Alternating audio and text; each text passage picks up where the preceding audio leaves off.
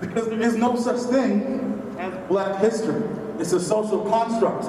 Blackness is history. We were here before everybody else. We are a representation and reflection of the development of our species for 2.4 million years in one place on this earth that has been on this planet for 4 billion years. And yet, we're thinking of ourselves through this lens of blackness. So Black History Month is cool because it gives us an opportunity as a reaction to white supremacy to say, hey, our people did some stuff too. But in reality, it still convinces us that there is a black history, as opposed to we have a human history. And guess what? All the way up until 16,000 years ago, that is black. All black, right? Blackity black. Blackity, blackity, black, right? Yeah, first off, shout out to Feed Buffalo. We love you, Drea. I want to ask, and folks respond in the chat in the room, can somebody tell me what year it is? 2021. 2021. AD. Okay. Why is it 2021? Roman people killed Jesus and they decided to use that date. Okay, so what was day zero? Like, what happened then? Does anybody know? Anybody ever talk about that? Like why zero started when it started? Oh, wonder, yes. Yeah. Okay, so how long have humans been on the planet? Millions of years. Millions. We don't know. Millions. So human beings have been on the planet for millions of years, but it's 2021. Can you make that make sense for me? So I'm gonna make it make sense. So up until 1924, most people in Europe and European-dominated countries, most people really knew what was up, but you can't say that when you're in a European-dominated country. But most white folks and people that white folks dominated believe that humanity started in Europe until 1924, which really wasn't that long ago, right? About 100 years ago.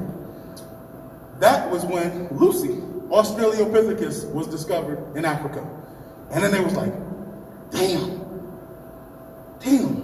all this evidence says that 2.4 million years ago, a hominid that was about this close to being us, way further advanced than Neanderthals, they called Lucy, also government name is Australopithecus, and they found all these tribes. They found tools, they found all this stuff that was 2.4 million years old.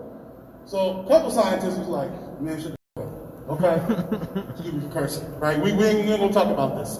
People still came from Europe. We're gonna keep this on the hush. A couple scientists was like, nah, man, we can't do that. I mean, the truth is here. It's clear like this all came from Africa, right? So those scientists, right, built a whole international network, studied all the bones, and figured out that Africans, that basically all of human history started in Africa.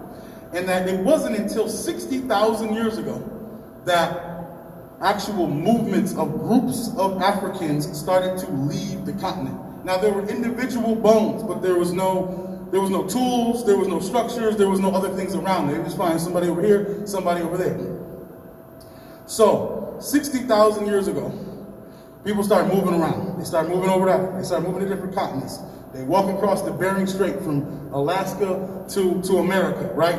And they start settling. And yet, every single day, this system forces us to say that it's 2021. And some people actually believe that there are only 2,000 years of human history.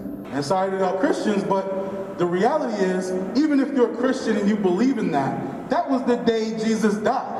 Is that the day history started? Is that the story the Bible tells, that history started the day Jesus died? That sounds like the devil to me, right? Everything started when Jesus died? It's crazy.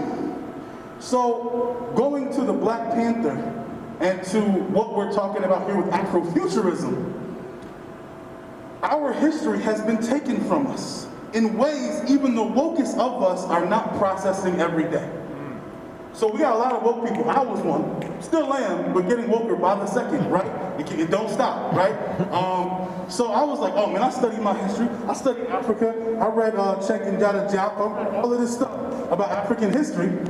I know my history. But then one day I'm like, wait a minute, but that still only goes back to Kemet, to Punt, to Egypt, to Kush, right? To civilizations that made drawings, that wrote things, that built things that have lasted. But even those, Egyptian civilization goes back to 7500 BC. That's still only 7,000 years, right? Human civilization, study people that went back to 13,000 years, the Dogon tribe, all these other folks. But then I'm like, hold up. What happened 2.4 million years up to 13,000 years ago when we actually start talking about history? And the truth is, we haven't studied it.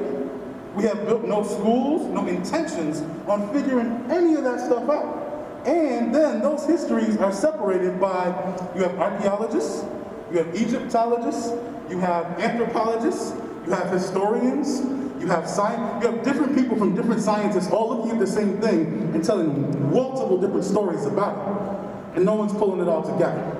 So when I read the Black Panther comics, I think a lot about how much, not just in the past, but in the present, every single day, we are told a story about humanity that starts where they wanted to start.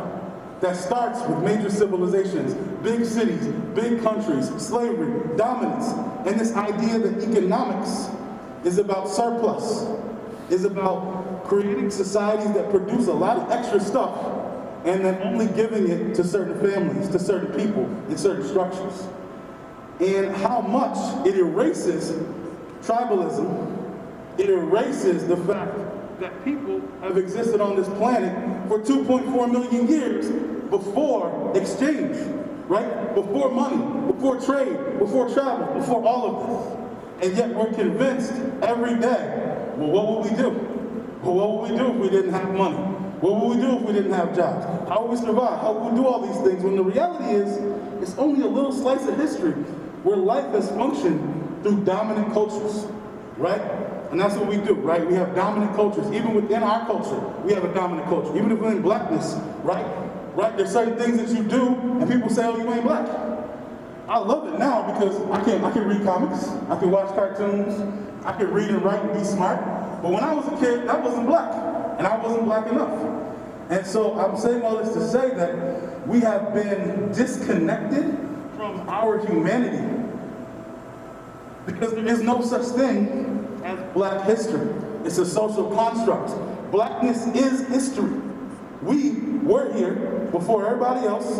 We are a representation and reflection of the development of our species for 2.4 million years in one place on this earth that has been on this planet for 4 billion years. And yet, we're thinking of ourselves through this lens of blackness. So Black History Month is cool because it gives us an opportunity as a reaction to white supremacy to say, hey, our people did some stuff too. But in reality, it still convinces us that there is a black history, as opposed to we have a human history. And guess what? All the way up until 16,000 years ago, that is black. All black, right? Blackity black. Blackity, blackity, black, right?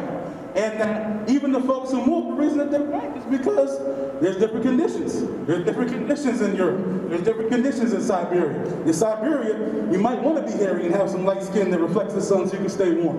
In Siberia, you might think differently than you think in an African jungle. In the African jungle, you don't worry about possessions because there's fruit, there's trees, there's land, there's animals, right? You're worrying about your people. You're worrying about chilling, having a good time. Everything is abundant. If you live in Norway, if you don't have the right piece of land, right, near a place where you can get access to water, near a place where you can get access to shelter from the cold, then you will die. So I might be, from Norway or from northern Russia or Siberia and think, man, if I don't get this land, this piece of land, I'll have to kill you. Because if I can't stay on it, I'm gonna freeze to death. And so human history has just been a perpetuation of these two attitudes. Equatorial people of abundance, celebratory people that think about community and building. Northern people who think about land, access, where things are, strategic positioning for their own survival. And yet, we're continuing to think about history through the lens of what white people want to tell us it is. So I want to challenge everybody first to think about what happened, how did we get here? What don't we know? What do we know? And then to see that our history is human. And blackness in many ways is a reaction to whiteness.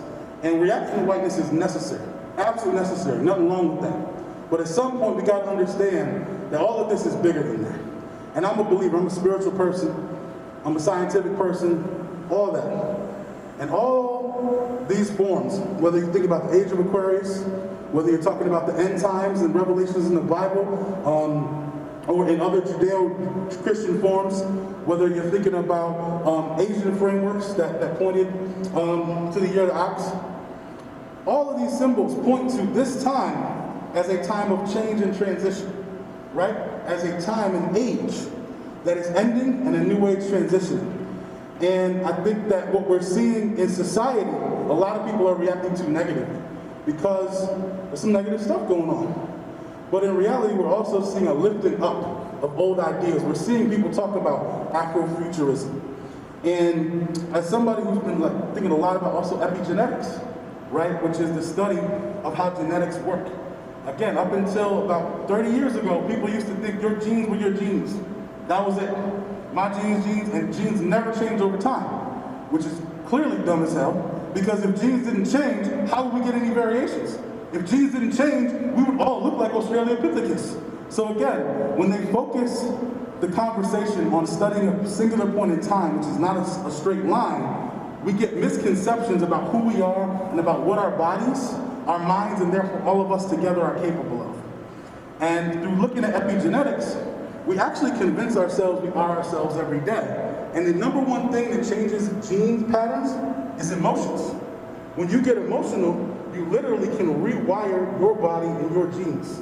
And we talk about, and people have known for about 10,000 years now, there's people in India and other cultures that walk on coals, right? That can go and live in areas where you thought no one can breathe the air up there, right? Like human beings that can do impossible things. And then part of the reason is because they're not convinced of what they are, but they are convinced of what they can become. And so for this Black History Month, I want people to understand that we need to know who we are. We need to know where we've been, but we also need to start getting convinced of who we can become, and as we connect to our history, recognizing that the very fact that we still exist on this planet and hold any level of power anywhere is a miracle of our ancestors' will. And our ancestors believing in a future so far beyond themselves that they couldn't even imagine. Harriet Tubman had no idea we'd be here right now. All she knew is she wanted her people to be free, and she knew that if she could create freedom, her people were beautiful enough to create the potential of this moment. And I want us to think that same way. Every single person who ever fought for freedom was an Afrofuturist. Believed in things, as the sister was saying in the video. Like sometimes it's not in reality. In fact, if everything that is thought of based on this reality will be white supremacists, and they work every single day to just poke us with all of these messages that remind us that we're in America, that we're slaves. Even look at Black History Month. We talk about Martin Luther King and Malcolm X over and over and over and over again. They built empires. They built institutions that still exist to this day. Right? There's still people who are alive working with them, working right now. And yet, in my time, I have never been shown by any school, by any institution, any image of Black History Month in my 36 years on this earth, but the same like 5 people. So I want this to be the last Black History Month that we continue to replicate the same thoughts and the same ideas about what our history is. Because we have to evolve, we have to shift. And as we evolve and shift how we think about our history, we will change the things going on in our brain that will help us see a future. Because our brains actually don't predict the future. They fill in the future with the past. So whatever we believe our past is as far as we can believe our future is. And that's why this work is so important to me, that we get people to see the power that we've had in the past. The fact that Black people ran Europe, the fact that Europe ran itself into the ground, Black people saved it, rebuilt it. This architecture that we're in right now, this might look like a white Christian church, but this is Baroque architecture that was invented by Egyptians, Tunisians, Algerians, right? There was an event about black people. When is the last time you heard people call Egyptians or Kemet architects? But they were the first architects. They tell us that Pythagoras figured out this equation about how to make triangles and balance them out. Well, guess what? Pythagoras died in 570 BC. When do you think the pyramids were built? 2,000, 3,000, 5,000. 2760 BC. So Pythagoras and his people have been going down to Egypt and looking at these pyramids for 2,000 years, and yet this white man gets credit for a Pythagorean theorem, and you get taught that a Greek man figured out how to make triangles when there were pyramids all over the earth for thousands of years before he was ever born. And that is why our kids don't want to be in school, being told and taught by white teachers white lies that don't engage them in the holistic nature of what learning is. So I love Black History Month because it's always been a time when I felt like I could speak my mind about my history, but I hate Black History Month because it's the shortest month of the year. It also, February is just a dumb month because it lets you know how stupid we are. Literally, mathematically, we have leap years because we're using old math that doesn't work. Like they literally got a problem wrong and they make everybody else adjust every 4 years because they got their math wrong. What is more a reflection of the idiocy and the arrogance of white supremacy than the fact that we actually have to say what the date is based on old white dudes' bad math that just gets replicated over and over again? When the Dogon tribe had literally mapped every star in the sky. They're literally discovering stars. Now, white scientists from Harvard go to Africa to meet the Dogon people to discover stars when they have all this technology. It's mind-blowing how arrogant and ubiquitous white supremacy is and how every day it eats at us and eats at our ability to identify with ourselves. So, I say to all black people, which is all people, because at some point on this timeline, you was black. White supremacists, you a nigga too. And you a nigga too. And exactly that is the reason why you hate us. Because you know deep down inside that you are us. That we are all together, and that there is a future reality where that will be true. And I know that because they literally spend billions of dollars a day, trillions of dollars a year propping this stuff up. And they can't do it no more. It's obvious, look at COVID, falling apart. They can't do it anymore. And it has been predicted and foretold by every one of our ancestors and every spiritual and astrological ancestral framework that now is the time that this dynamic is going to flip.